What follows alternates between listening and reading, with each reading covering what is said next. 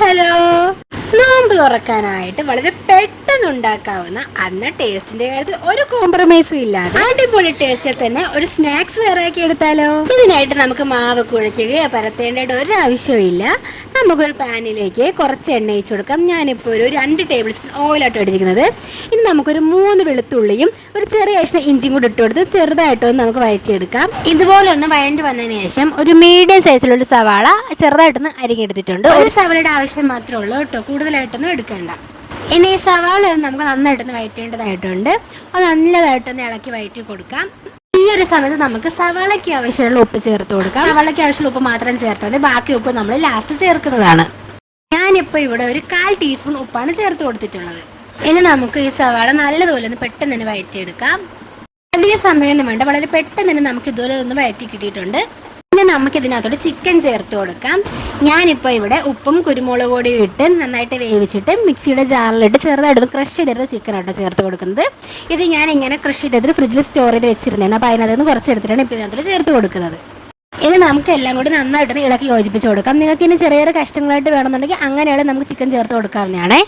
എല്ലാം കൂടി നന്നായിട്ടൊന്ന് യോജിപ്പിച്ചതിന് ശേഷം നമുക്ക് ഇതിനകത്തോട്ട് ഇനി കുറച്ച് പൊടികളൊക്കെ ചേർത്ത് കൊടുക്കാം.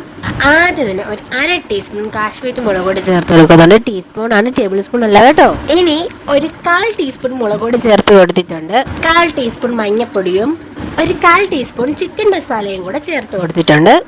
ഇനിയിപ്പോൾ നിങ്ങൾക്ക് ഇതിന് പകരമായിട്ട് മീറ്റ് മസാല ചേർക്കുന്നതുകൊണ്ടും വലിയ കുഴപ്പമൊന്നുമില്ല. ഇനി എല്ലാം കൂടെ നന്നായിട്ട് ഇളക്കിയിട്ട് പൊടികളുടെ എല്ലാം പച്ചമണം മാറും വരെ നല്ലതുപോലെ ഒന്ന് ഇളക്കി കൊടുക്കാം. 2 മിനിറ്റോളൊക്കെ ഇളക്കുമ്പോഴേക്കും പൊടികളിലേക്ക് പച്ചമണം മാറി കിട്ടിയിട്ടുണ്ട്. ഇനി നമുക്ക് ഇതിനകത്തോട്ട് ചെറുതായിട്ടൊന്ന് ചോപ്പ് ചെയ്ത് വെച്ചേക്കുന്ന ക്യാരറ്റ് ആയിട്ട് ചേർത്ത് കൊടുക്കുന്നത്. ഒരു ചെറിയ ക്യാരറ്റിന്റെ പകുതി മാത്രമേ നമ്മളിപ്പോൾ ഇവിടെ എടുത്തിട്ടുള്ളൂ. ഇനി എല്ലാം കൂടെ ഒന്ന് ഇളക്കി യോജിപ്പിച്ച് കൊടുക്കാം. ഇനി ഇതിനകത്തോട്ട് നമുക്ക് 2 മുതൽ 3 ടേബിൾ സ്പൂൺ വരെ ടൊമാറ്റോ സോസ് ചേർത്ത് കൊടുക്കാം. സോസ് ചേർത്തതിന് ശേഷം 1 മിനിറ്റോളം ഒന്ന് ഇളക്കി യോജിപ്പിച്ച് കൊടുക്കണേ. ഇനി ഇതിനകത്തോട്ട് ഒരു 2 തണ്ട് മല്ലിയിലയും കൂടി ചേർത്ത് കൊടുക്കുന്നുണ്ട്. ഇത് ഓപ്ഷണൽ ആണ്, നിങ്ങൾക്ക് ഇഷ്ടമല്ല എന്നുണ്ടെങ്കിൽ മല്ലിയില ചേർക്കേണ്ടതായിട്ടില്ല. ഇനി ഒരു വലിയ ഉരുളക്കിഴങ്ങ് വേവിച്ച് ഉടച്ചെടുത്തിട്ട് ഇതിനകത്തോട്ട് ചേർത്ത് കൊടുത്തിട്ടുണ്ട്. അത് ചേർത്ത് കൊടുത്ത സമയത്ത് ക്യാമറ ചെറുതായിട്ടൊന്ന് ഓഫായി പോയിട്ടുണ്ടായിരുന്നു, അതുകൊണ്ട് ആ വീഡിയോ നമുക്ക് കിട്ടിയില്ല. ഇനി എല്ലാം കൊടുത്തിട്ട് നന്നായിട്ടൊന്ന് ഇളക്കി യോജിപ്പിച്ചിട്ട് ആവശ്യമുള്ള ഉപ്പും കൂടെ ചേർത്ത് കൊടുത്തെങ്കിൽ നമ്മുടെ മസാല ഇവിടെ റെഡി ആയിട്ടുണ്ട് കേട്ടോ. ഇനി നമുക്ക് വേണ്ടത് ബ്രെഡാണ്. ബ്രെഡ് ഇഡലിച്ചെമ്പിൽ വെച്ചിട്ടും 10 സെക്കൻഡോളം ചെറുതായിട്ടൊന്ന് ആവിയേറ്റി എടുക്കണം. എന്നിട്ട് ഇതുപോലെ ഒന്ന് പരത്തി എടുക്കേണ്ടതായിട്ടുണ്ട്.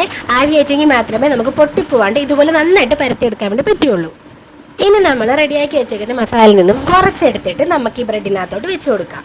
ഇനി ബ്രെഡിന്റെ 4 സൈഡിലും ഒരല്പം വെള്ളം ഒന്ന് ചെറുതായിട്ടൊന്ന് തേച്ച് കൊടുക്കണേ. വെള്ളം കൂടിപ്പോകരുത്, ചെറുതായിട്ട് കുറച്ച് നമ്മൾ ഒട്ടിക്കുന്ന സമയത്ത് ഇത് സൈഡൊക്കെ ഒന്ന് ഒട്ടി വരേണ്ട ആവശ്യമുണ്ട്. അപ്പം അതിനുവേണ്ടി മാത്രം ഒന്ന് തേച്ച് കൊടുത്താൽ മതി. 4 സൈഡിലും ഒരുപോലെ വെള്ളമൊക്കെ തേച്ചതിന് ശേഷം നമുക്കിനി ഇത് കോണായിട്ടൊന്ന് മടക്കിയെടുക്കണം. ഇതുപോലെ കോണായിട്ട് മടക്കി എടുത്തിട്ട് സൈഡൊക്കെ ഒന്ന് ചെറുതായിട്ട് പ്രസ് ചെയ്ത് കൊടുക്കണം. അപ്പോഴത്തേക്ക് ഇത് ഏകദേശമൊക്കെ റെഡിയാവും. പിന്നെ നമ്മൾ പ്രസ് ചെയ്ത് കൊടുക്കുന്ന സമയത്ത് എവിടെയെങ്കിലൊക്കെ ചെറുതായിട്ട് പൊട്ടി വരുവാണെങ്കിൽ പേടിക്കേണ്ടതായിട്ടില്ല. നമ്മളിത് ഒരു കോട്ടും കൂടെ ഒക്കെ കൊടുത്തിട്ടാണല്ലോ പൊരിച്ചെടുക്കുന്നത്, അപ്പോഴത്തേക്ക് അത് പ്രശ്നം ഉണ്ടാവില്ല. ഇനി നമുക്ക് ഇതുപോലെ സൈഡ് കളഞ്ഞിട്ട് നമുക്ക് ഈ സ്നാക്സ് റെഡിയാക്കാം. നേരത്തെ നമ്മൾ സൈഡ് കളയാണ്ടല്ല റെഡിയാക്കി എടുത്തത്. ഇപ്പൊ ഇവിടെ ഒരെണ്ണം ഞാൻ സൈഡ് കളഞ്ഞിട്ടും കൂടെ ഒന്ന് റെഡിയാക്കി എടുത്ത് കാണിക്കുന്നുണ്ട്. ഇതും നമ്മൾ സൈഡ് കളഞ്ഞിട്ട് 4 സൈഡിലും ഒന്ന് വെള്ളം ചേർത്ത് കൊടുത്തിട്ടുണ്ട്. വെള്ളം 4 സൈഡിലും തേച്ച് കൊടുത്തതിന് ശേഷം നമ്മൾ റെഡിയാക്കി വെച്ചിരുന്ന ബാറ്റർ എടുത്ത് ബ്രെഡിന് നടുക്കോട്ട് വെച്ച് കൊടുത്തിട്ടും കൈ കൊണ്ട് ചെറുതായിട്ടൊന്ന് പ്രസ് ചെയ്ത് ഷേപ്പ് ചെയ്ത് കൊടുക്കണം. ഇതുപോലെ ഒന്ന് ഷേപ്പ് ചെയ്ത് കൊടുത്തതിന് ശേഷം നമുക്കിത് മടക്കിയിട്ട് നമ്മൾ നേരത്തെ ചെയ്തതുപോലെ തന്നെ സൈഡൊക്കെ പ്രസ് ചെയ്ത് റെഡിയാക്കി എടുക്കാം. ഇതുപോലെ ചെറുതായിട്ട് ഹോളൊക്കെ ഉള്ള ബ്രെഡ് ആണെങ്കിലും കുഴപ്പമൊന്നുമില്ല. നമ്മൾ ഇപ്പം ചെയ്തതുപോലെ തന്നെ അങ്ങ് ചെയ്യുക. ലാസ്റ്റ് നമ്മൾ മുട്ടയിലൊക്കെ മുക്കി പൊരിച്ചെടുക്കുന്ന സമയത്ത് അതൊക്കെ ശരിയായിക്കോളും. ഇതുപോലെ നമുക്ക് എല്ലാം ഒന്ന് റെഡിയാക്കി എടുക്കാം. അടുത്തതായിട്ട് ഒരു പാത്രത്തിലേക്ക് 2 മുട്ട പൊട്ടിച്ച് ഒഴിച്ചു കൊടുത്തിട്ടുണ്ട്. ഇനി ഇത് നല്ലതുപോലെ ഒന്ന് മിക്സ് ചെയ്ത് കൊടുക്കാം. നമ്മൾ ഈ ഓംലെറ്റ് ഒക്കെ റെഡിയാക്കാതെ മിക്സ് ചെയ്യുന്ന പോലെ നല്ലതുപോലെ മിക്സ് ചെയ്ത് കൊടുത്തിട്ടുണ്ട്. ഇനി ഒരു പാത്രത്തിലേക്ക് കുറച്ച് ബ്രെഡ് ക്രംസും കൂടെ എടുത്ത് വെക്കുന്നുണ്ട്. ഇത്രത്തോളം നമ്മളിവിടെ റെഡിയാക്കി എടുത്തിട്ടുണ്ട്. ഇനി ഇത് ഓരോന്നും ആദ്യം മുട്ടയിലും പിന്നെ ബ്രെഡ് ക്രംസിലും മുക്കിപ്പൊക്കി മാറ്റി വെക്കാം. നമ്മൾ സാധാരണ കട്ട്ലേറ്റ് ഒക്കെ ഉണ്ടാക്കുമ്പോൾ കൊടുക്കുന്ന ഫൈനൽ കോട്ടില്ലേ, അതുപോലെ തന്നെ ഇതുപോലെ ഇവിടെ റെഡിയാക്കി എടുത്തിട്ടുണ്ട്. ഇനി ഇതുപോലെ തന്നെ ബാക്കിയെല്ലാം നമുക്കൊന്ന് ചെയ്തെടുക്കാം. ഇനി ലാസ്റ്റ് നമുക്കിതെല്ലാം ഒന്ന് പൊരിച്ചെടുക്കാം. അതിനായിട്ട് ഒരു പാത്രത്തിലേക്ക് ആവശ്യമുള്ള ഓയിൽ ചേർത്ത് കൊടുക്കാം. എണ്ണ നന്നായിട്ട് തിളച്ചതിന് ശേഷം മാത്രം ഓരോന്നായിട്ട് ഇട്ട് പൊരിച്ചെടുക്കാം. ഒരു 5 സെക്കൻഡ് കൂടുമ്പോൾ തിരിച്ചും മറിച്ചും ഇട്ട് കൊടുക്കണേ.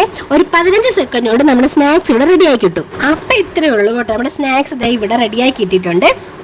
ഇനി ഇതുപോലെ തന്നെ ബാക്കിയുള്ളതെല്ലാം ഒന്ന് ചെയ്തെടുക്കാം. നോമ്പ് തുറക്കാൻ സമയമാകുമ്പോഴത്തേക്കും വളരെ പെട്ടെന്ന് തന്നെ എല്ലാവർക്കും ട്രൈ ചെയ്ത് നോക്കാൻ പറ്റുന്ന ഒരു അടിപൊളി സ്നാക്സ് ആണ് കേട്ടോ. അപ്പോൾ എല്ലാവരും ഇന്ന് തന്നെ ട്രൈ ചെയ്ത് നോക്കുക. ഫീഡ്ബാക്ക് കമന്റ് ആയിട്ട് പറയാൻ മറക്കരുതേ. അപ്പോൾ നിങ്ങൾക്ക് എല്ലാവർക്കും നമ്മുടെ വീഡിയോ ഇഷ്ടമായി എന്ന് വിചാരിക്കുന്നു. വീഡിയോ ഇഷ്ടമായിട്ടുണ്ടെങ്കിൽ ലൈക്ക് ചെയ്യാനും ചാനൽ സബ്സ്ക്രൈബ് ചെയ്ത് സപ്പോർട്ട് ചെയ്യാനും മറക്കരുതേ. അപ്പോൾ അടുത്തൊരു വീഡിയോ വീണ്ടും വരുന്നത്. Bye bye.